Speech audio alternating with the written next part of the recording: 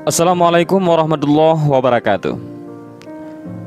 Ketika Nabi Isa alaihissalam berjalan di satu kawasan perkuburan, beliau mendengar suara dari dalam kubur, suara laki-laki yang menjerit-jerit meminta tolong dan dalam kesakitan yang amat sangat.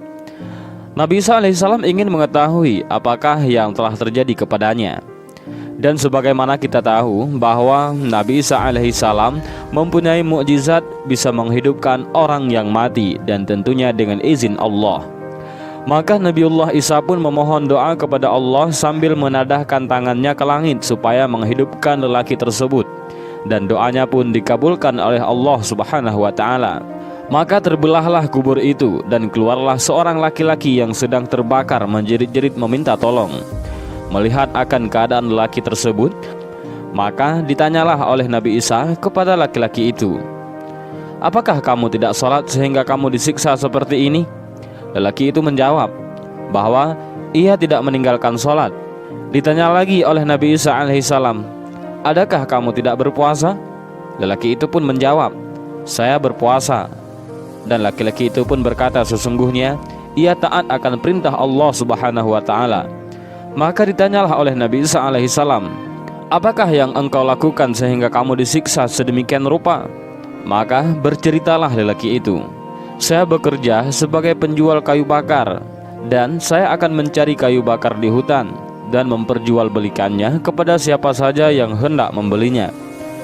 Maka pada suatu hari datanglah seorang pembeli menemuinya untuk membeli kayu bakar. Lalu diberinya uang dan disuruhnya mengantarkannya ke rumah. Maka pergilah saya mencari kayu di hutan dan pergi untuk mengantarkan ke rumah pembeli tadi. Di pertengahan jalan, saya merasa lapar dan saya berhenti untuk makan. Selepas itu, saya pun meneruskan perjalanan ke rumah pembeli kayu itu. Ketika saya berjalan, saya terasa ada sisa makanan yang terselip di celah gigi saya. Maka saya mencoba berbagai cara mengeluarkannya dengan lidah, tetapi tidak bisa. Kemudian saya coba dengan menggunakan kuku, tetapi tak berhasil juga. Akhirnya saya pun menggunakan ranting kayu bakar yang saya pikul untuk membuat mencungkil gigi. Maka akhirnya saya dapat mengeluarkannya. Maka saya teruskan perjalanan, dan setelah sampai ke rumah si pembeli itu, saya pun menyerahkan kayu bakar itu dan terus pulang. Oleh karena saya tidak meminta menghalalkannya kayu yang saya cungkil dengan kuku saya itu, maka saya disiksa selama 70 tahun sebagaimana yang Tuhan lihat ini. Dan saya tidak menyangka Allah tidak melihat akan perkara yang sekecil itu. Dan alangkah baiknya kita mengambil ikhtibar dari riwayat kisah ini. Adakah kita pernah mengambil barang-barang dari pejabat, semacam dari sekecil-kecilnya seperti klip kertas dan sebagainya, dan dibawa pulang ke rumah untuk kegunaan sendiri ataupun diberikan kepada anak-anak kita? Dan juga barang-barang orang lain yang kita pinjam tetapi tidak dikembalikan. Sesungguhnya takutlah kita akan azab Allah, karena mati itu adalah benar. Azab neraka itu adalah benar. Azab kubur merupakan salah satu sanksi Allah Subhanahu wa ta'ala bagi mereka yang selama hidup di dunia melakukan tindak perbuatan dosa. Imam Al-Baihaqi dalam kitab Al-Ahwal memberikan resep sederhana agar terhindar dari azab kubur. Menurutnya, kunci yang bisa menyelamatkan seseorang dari siksa kubur adalah amal saleh yang dikerjakan sepanjang hidupnya di dunia. Dan barang siapa yang beramal saleh, maka untuk diri mereka sendirilah mereka menyiapkan tempat yang menyenangkan. Al-Quran Surat Rum. Merujuk pada pendapat Mujahid, tempat menyenangkan yang dimaksud ialah kediaman yang nyaman selama di alam barzah. Fakta ini juga dipertegas dalam hadis riwayat Abu Hurairah. Disebutkan bahwa ketika mayat telah diletakkan di kuburannya, ia mendengar gesekan sandal handai tolan yang meninggalkannya sendirian. Bila ia orang beriman, maka amalan sholat akan berada di atas kepalanya, puasa di sebelah kanannya, dan zakat ada di samping kirinya. Sedangkan amalan lainnya seperti sedekah, silaturahim, dan perbuatan baik ada di sekitar kedua kakinya. Masing-masing akan menjadi saksi dan pelindung baginya. Pada penghujung karyanya, Al-Baihaqi yang terkenal dengan mahakaryanya yaitu As-Sunan Al-Kubra dan Dalail An-Nubuwah menukil beberapa riwayat yang mengisahkan tentang rasa takut dan harapan besar dari para salaf agar terhindar dari siksa neraka. Padahal melihat hitungan matematis, tingkatan kesalehan spiritual mereka itu terbilang lebih mumpuni. Ini tak lain menggambarkan ketaatan mereka terhadap Allah dan Rasul-Nya. Sebut saja misalnya pendiri mazhab teolog Asy'ariyah, Abu Musa al-Asy'ari. Beliau meminta agar dijauhkan dari siksa neraka. Beliau bahkan memerintahkan agar kedalaman kuburnya kelak ditambahkan. Dalamkanlah liang lihatku, katanya. Al-Baihaqi yang tutup usia pada umur 74 tahun ini mengutip kisah Abu Darda.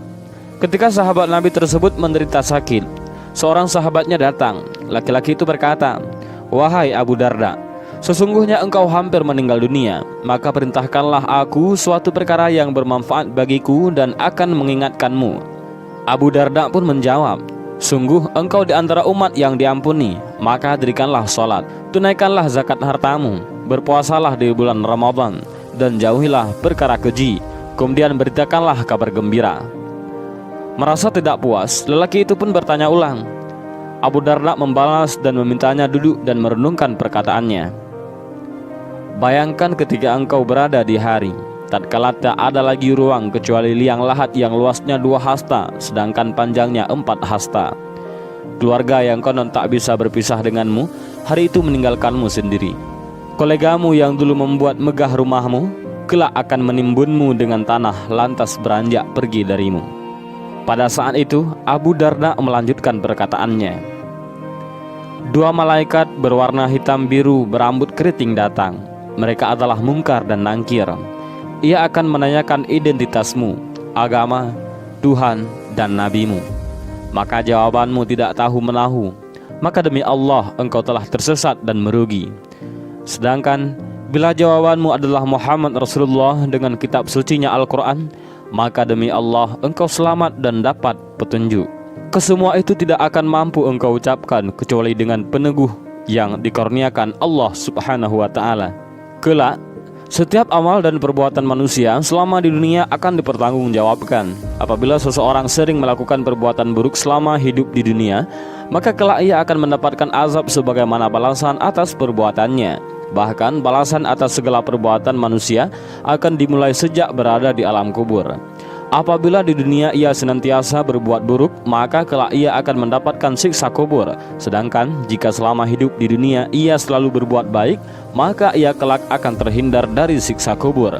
Sebenarnya Allah telah menceritakan tentang siksa kubur, terutama siksa kubur yang ditimpakan kepada Fir'aun dan kaumnya. Allah menyebutkan hal tersebut dalam Al-Quran surat Al-Mu'min ayat 45-46. Allah Subhanahu wa ta'ala berfirman, "Dan Fir'aun beserta kaumnya dikepung oleh azab yang amat buruk.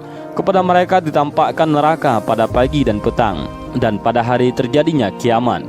Dikatakan kepada malaikat, masukkanlah Fir'aun dan kaumnya ke dalam azab yang sangat keras." Al-Quran surat Al-Mu'min ayat 45-46. Oleh karena itu, Rasulullah SAW memerintahkan kepada umatnya untuk selalu berdoa kepada Allah agar senantiasa dilindungi dan terhindar dari siksa kubur.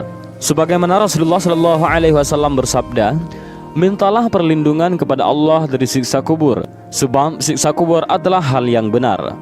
Hadis riwayat At-Tabrani. Lalu apa saja yang bisa dilakukan oleh umat Islam agar dapat terhindar dari siksa kubur yang amat pedih dan mengerikan? Hal yang pertama yang dapat dilakukan adalah dengan memanjatkan doa kepada Allah agar dihindarkan dari siksa kubur. Rasulullah SAW bersabda, "Jika salah seorang di antara kalian selesai tasyahud akhir, yaitu sebelum salam, mintalah perlindungan pada Allah dari 4 hal. Yang pertama, siksa neraka jahanam. Yang kedua, siksa kubur. Yang ketiga, penyimpangan ketika hidup dan mati. Dan yang keempat, kejelekan Al-Masih Ad-Dajjal." Hadis riwayat Muslim.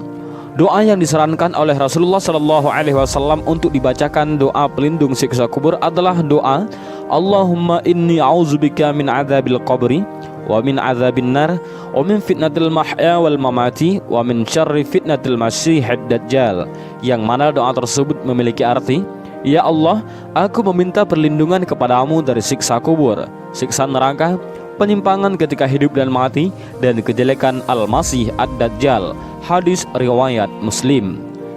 Kemudian hal kedua yang dapat melindungi seseorang dari siksa kubur adalah membaca Al-Quran surat Al-Muluk.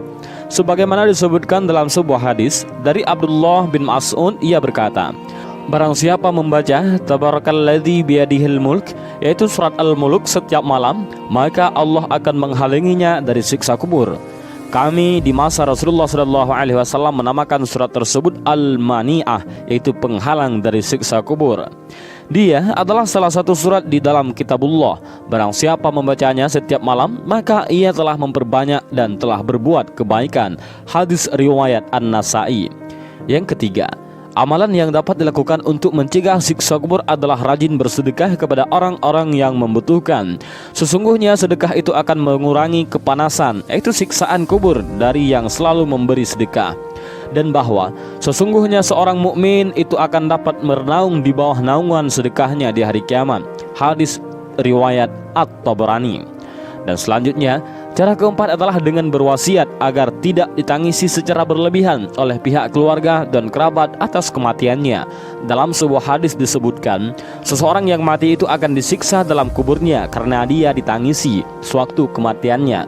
Sebab itu, wasiatlah di waktu hampir kematian agar keluarga tidak ada yang menangisi dengan cara menampar-nampar pipi dan mengoyak-ngoyakkan baju sebagaimana bentuk rasa kehilangan yang dalam atas kematiannya.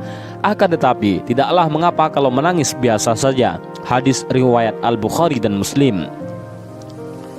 Dan itulah 4 hal yang sebenarnya dapat melindungi seseorang dari pedihnya azab dan siksa kubur yang begitu mengerikan. Keempat hal tersebut adalah dengan membaca doa yang diajarkan Rasulullah SAW, membaca surat Al-Mulk, memperbanyak bersedekah, dan berwasiat agar tak ditangisi secara berlebihan saat meninggal. Dengan demikian, semoga umat Islam dimanapun berada dapat terhindarkan dari siksa kubur yang sangat mengerikan. Dan inilah sedikit kisah tentang orang yang disiksa selama 70 tahun karena kesalahannya yang kecil, dan cara bagaimana kita terhindar dari siksa kubur itu. Mudah-mudahan video ini bermanfaat. Wallahu a'lam bishawab. Assalamualaikum warahmatullahi wabarakatuh.